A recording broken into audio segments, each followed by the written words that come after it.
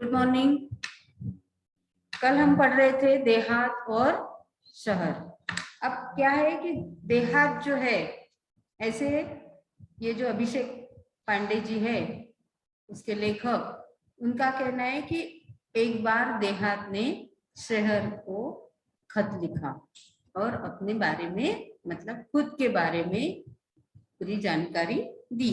तो पहले कैसे होता था कि देहात में, अभी भी है लेकिन पहले बहुत सुख सुविधाओं का अभाव था, लेकिन लोग रहते थे, खेती बाड़ी करते थे और अपना गुजारा करते थे।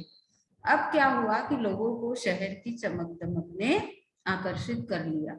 तो लोग सोचते हैं इतनी मेहनत करके सिर्फ खाने के लिए अनाज ही मिलता है और बाकी तो हम ज्यादा कुछ कर नहीं सकते, इसलिए शहर की तरफ जा रहे हैं सब। तो देहात को बड़ा दुख हो रहा है कि मैं इतना अच्छा था, सब जगह हरियाली थी, बड़े लोग बड़े खुशहाली से रह रहे थे, लेकिन अब शहर की चमक दमक देखकर सब उसकी तरफ जा रहे। तो अपना दुखड़ा वो शहर को सुनाता है, वो हमने कल देख लिया।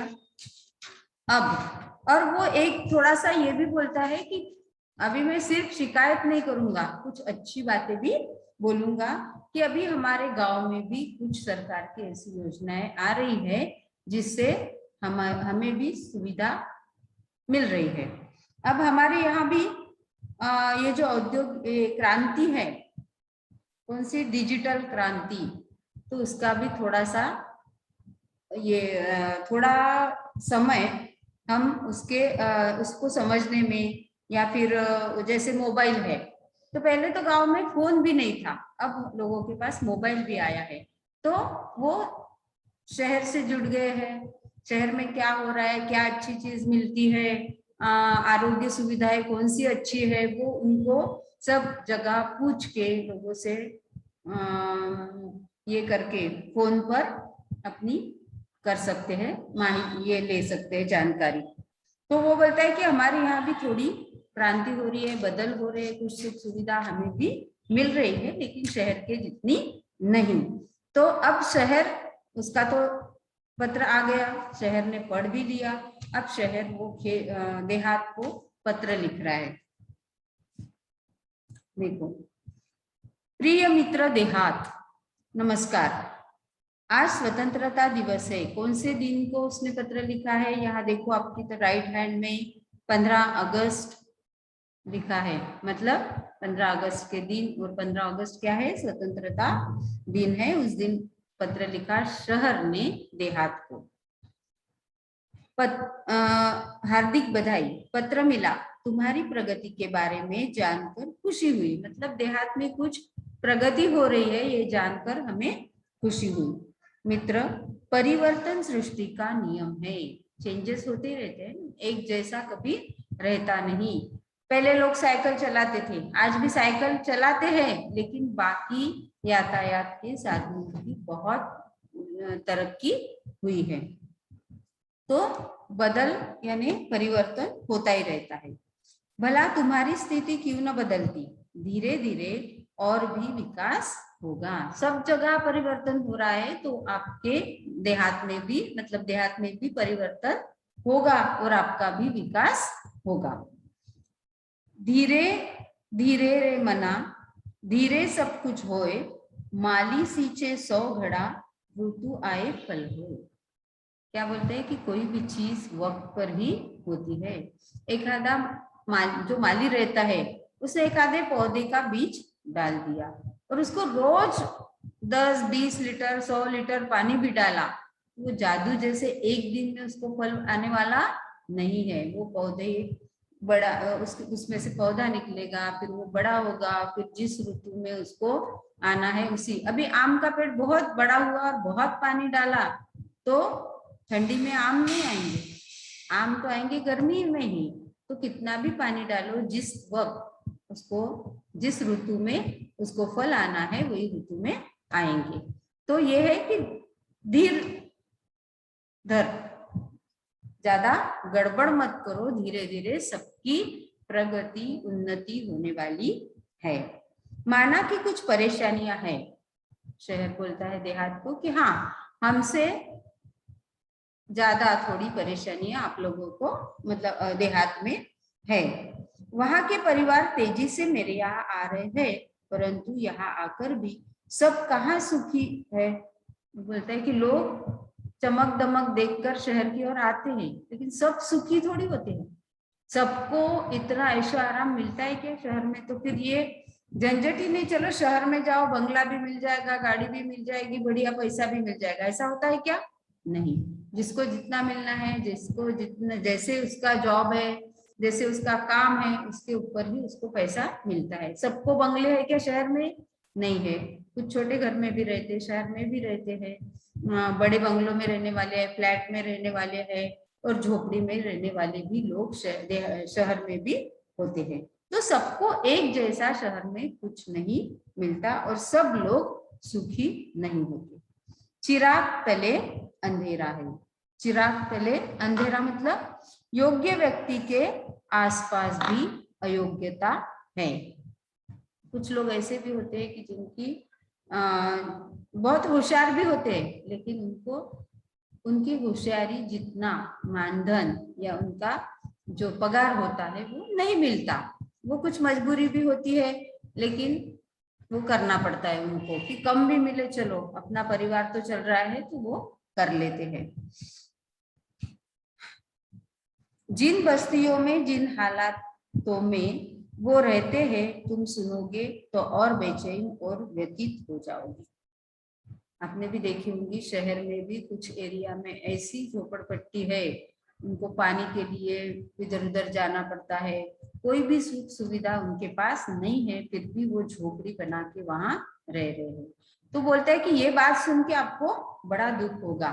तो इसलिए शहर में सब अच्छा है ऐसा नहीं है, और सब लोग सुखी है ऐसा भी नहीं है।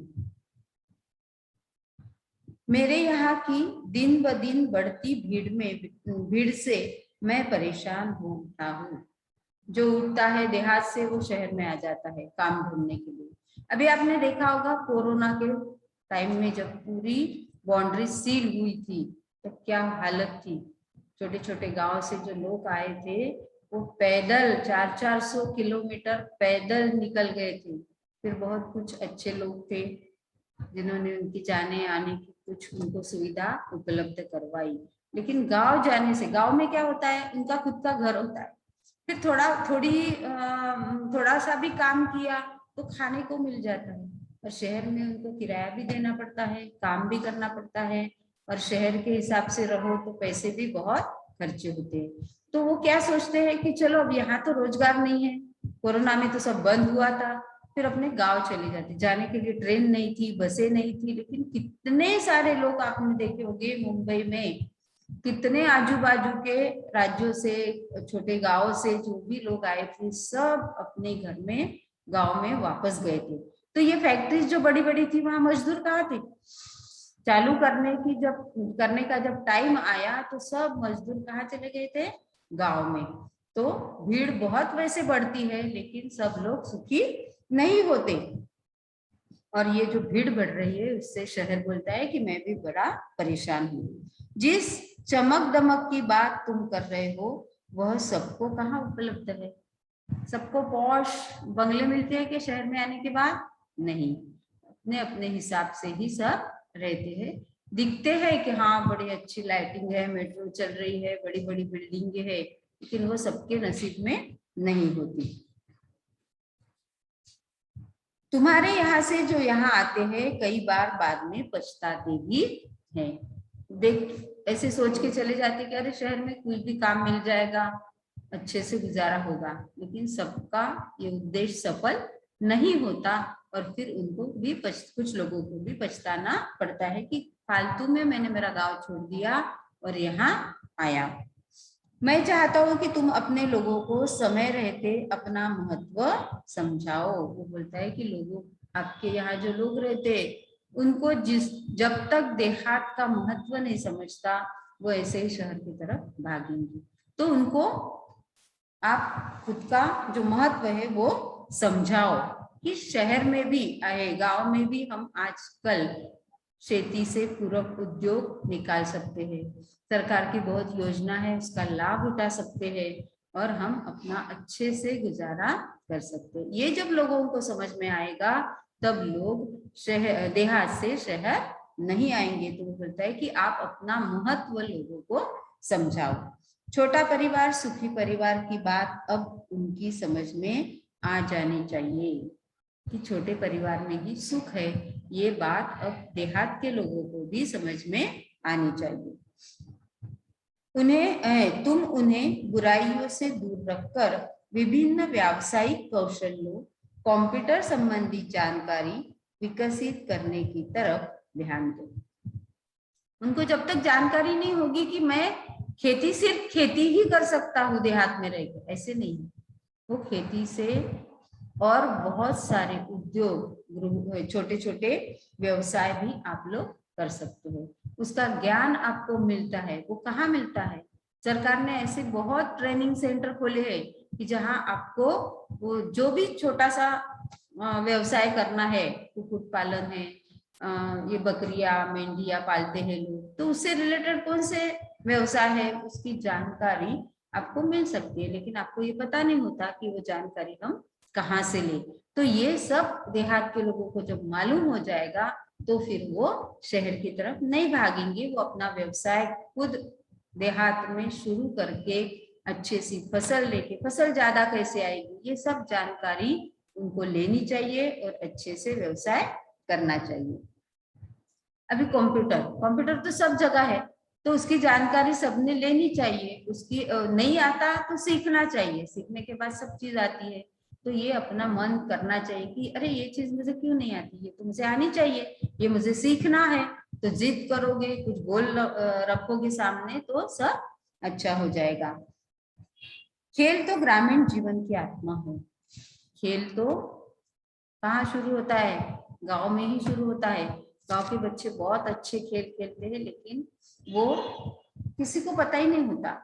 और उनको बेचारों को पता नहीं होता कि मैं इतनी अच्छी रनिंग कर रहा हूँ, इतना अच्छा दौड़ लगाता हूँ, तो मैं कहाँ जाऊं, कहाँ प्रैक्टिस करूं, किससे मार्गदर्शन लूं और कैसे मैं आगे जाऊं।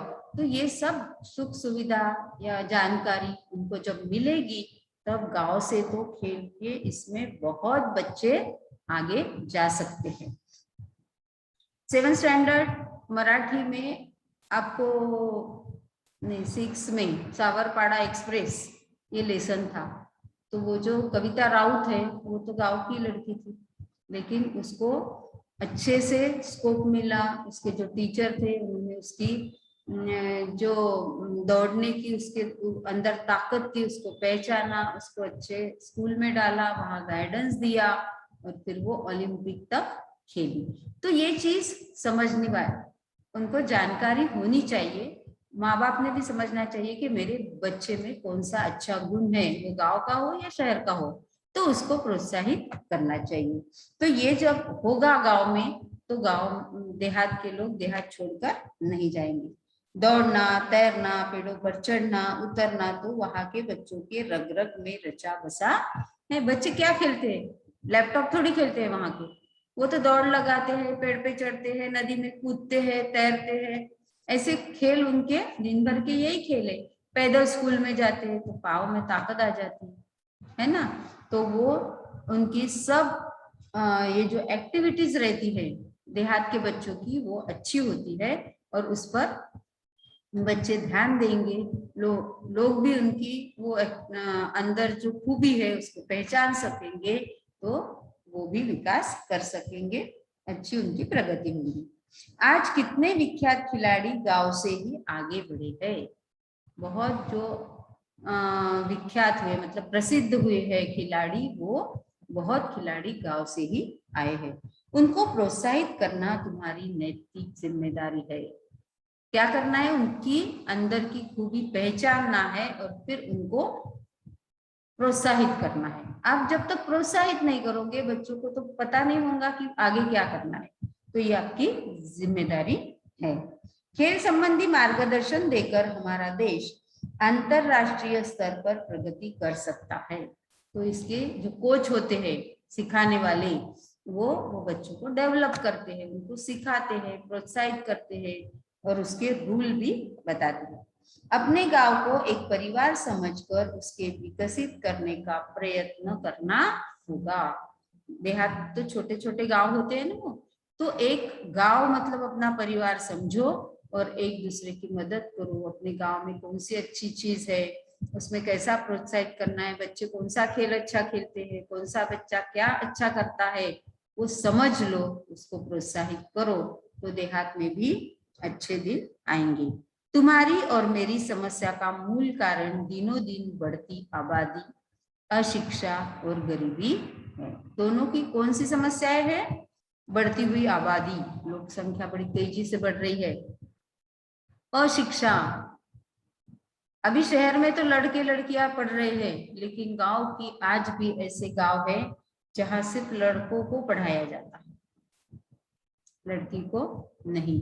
तो ये अशिक्षित लोग रहते हैं और फिर उनकी गरीबी भी बढ़ती है। तो ये देहात और शहर दोनों के सामने आने वाली बड़ी समस्याएं है।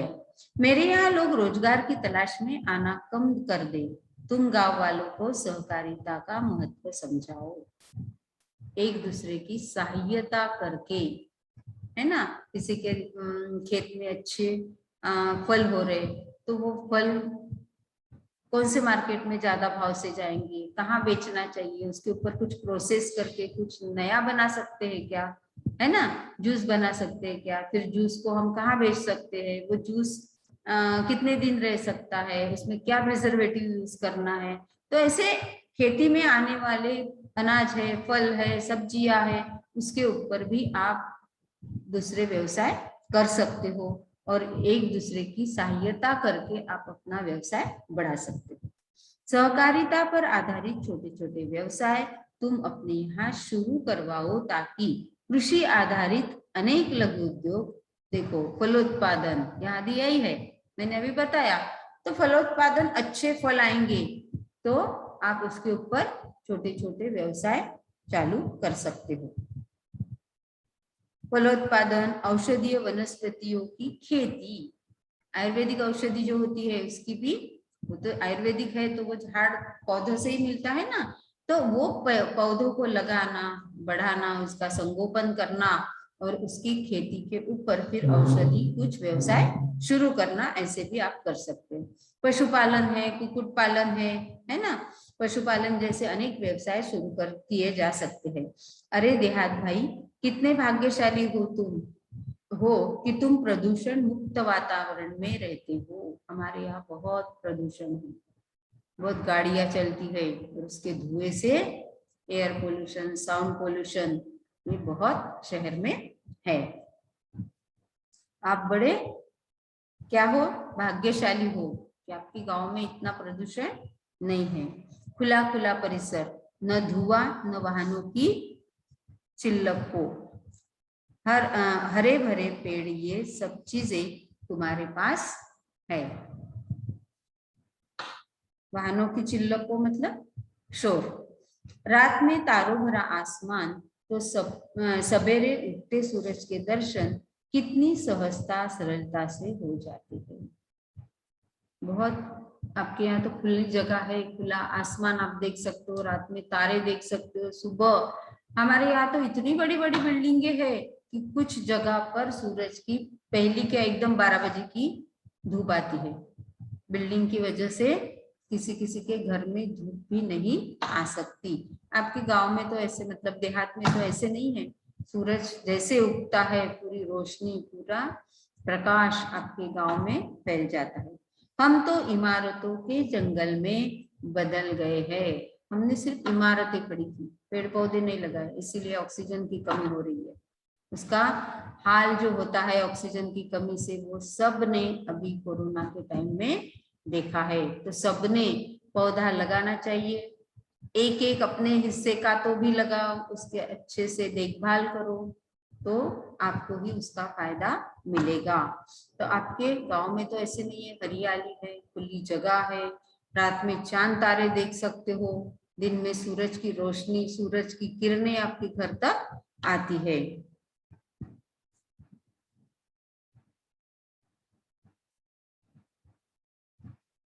हाँ, हम तो इमारतों के जंगल में बदल गए हैं। खुला आसमान, बड़ा मैदान हमारे लिए कितने अनमोल एवं दुर्लभ हो गए हैं। हमारे यहाँ दिखता ही नहीं है, खुला मैदान दिखता ही नहीं है। जहाँ जगह मिली बिल्डिंग बना लो, 20 माले 25 माले ऐसी बिल्डिंग बन जाती है। और फिर ना सूरज की रोशनी आती है, ना हवा आती है, पास पास में बिल्डिंग होती है, तो खुली जगह नहीं होती, और खुली जगह नहीं है तो खुली हवा भी नहीं आती है। ये तुम नहीं समझ सकते, ये हमें जो दुर्लभ हो गया, हमें मिलता नहीं, तो ये हमारी जो समस्या है ये आप नहीं समझ सकते। तुम्हारे तहसील और क्षेत्र के लोगों को चाहिए कि वे अपने क्षेत्र का सर्वांगीण विकास करने के लिए अपने जनप्रतिनिधियों का सहयोग ले। अपने प्रांत, अपने जो गांव है, वहाँ जो तहसील ऑफिस होता है, वहाँ के लोगों का आप सहयोग ले, जन प्रतिनिधियों का। आपकी समस्या समझने के लिए कुछ प्रतिनिधि होते हैं, उनको अपनी समस्या बताइए, फिर वो शहर से आपको पूरी जानकारी देंगे, कौन सी स्कीम चालू है, कौन सी स्कीम में आप क्या कर सकते हो, आपकी कौन सी जानकारी अभी आपको चाहिए, कौन से व्यवसाय के बारे में चाहिए, वो सब जनप्रतिनिधि आपको देंगे। तो उनकी सहयोग से आप अपना काम करो। तुम्हारे यहाँ तो बच्चे विद्यालय में पढ़ रहे हैं, यदि सभी से उन्हें सही दिशा अभी से उन्हें सही दिशा, उचित मार्गदर्शन दिया जाए तो भविष्य में वे ही हम सबकी व्यथा कम कर सकते हैं। वे ही हमारी आशा स्थान है।